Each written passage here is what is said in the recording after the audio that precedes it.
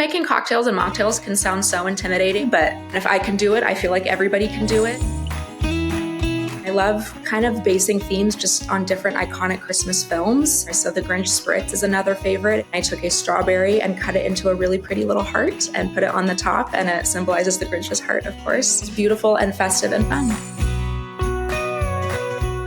Candy cane just screams Christmas. We all know and love them, and so I thought, why not drink it? The star of that is I made a homemade candy cane syrup. It's just sugar, water, and a couple of candy canes, and it's just so easy, and you can add it to all sorts of things, to cocktails, to mocktails, to coffee, over ice cream, however you use syrups. I crushed up candy canes and put them with some vanilla frosting, and then garnished the little mini candy cane. Just so cute, a beautiful color, and very festive. Christmas Vacation is my whole world. I love that movie so much. And I got to utilize Clark's iconic moose mug. And I knew I wanted to do something with eggnog because, of course, that's just so symbolic to the film. And so I added a twist and turned it into an espresso martini, which is having such a moment right now. I purchased some little ornaments that have screw-on tops, and you can put whatever liquid in them. So I borrowed pomegranate juice and some red edible glitter. You place it on top of a champagne flute filled with champagne and some pomegranate arrows. When you're ready to serve, all you have to do is pour it in and enjoy. And it's a beautiful shimmery red. It's a conversation piece, and it's a way to kind of prepare a cocktail for a bunch of people at one time, which we're all doing over the holidays as is.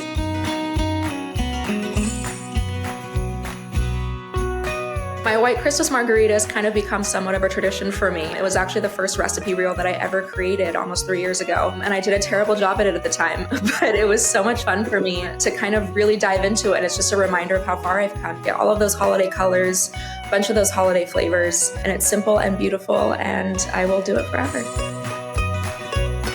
One of my favorite drinks is the Shirley Temple. I love it so much, and every season I try to find some sort of way to riff off of it. And so for Christmas I turned it into a Dirty Santa, which is basically a dirty Shirley. Is a Shirley Temple with alcohol. And I rimmed it with coconut and a little cherry to look like Santa's hat, and it is so cute, and it has been a hit for a couple years now.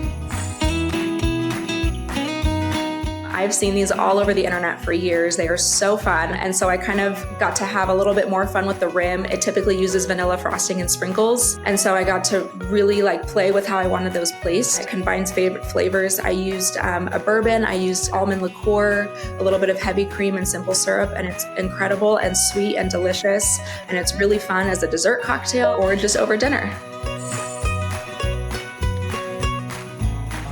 One of my favorite holiday films is The Holiday. I watched it a million times over the season, and so I absolutely wanted to turn that into a recipe. And it was so simple and so beautiful, and you kind of get that red, green, and white holiday coloring, and it's just stunning.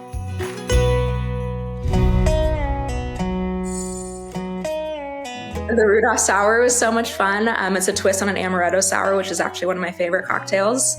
And I got to have fun with the garnish. It's just a Luxardo cherry, but it gets to act double as Rudolph's nose, and that's just fun and festive.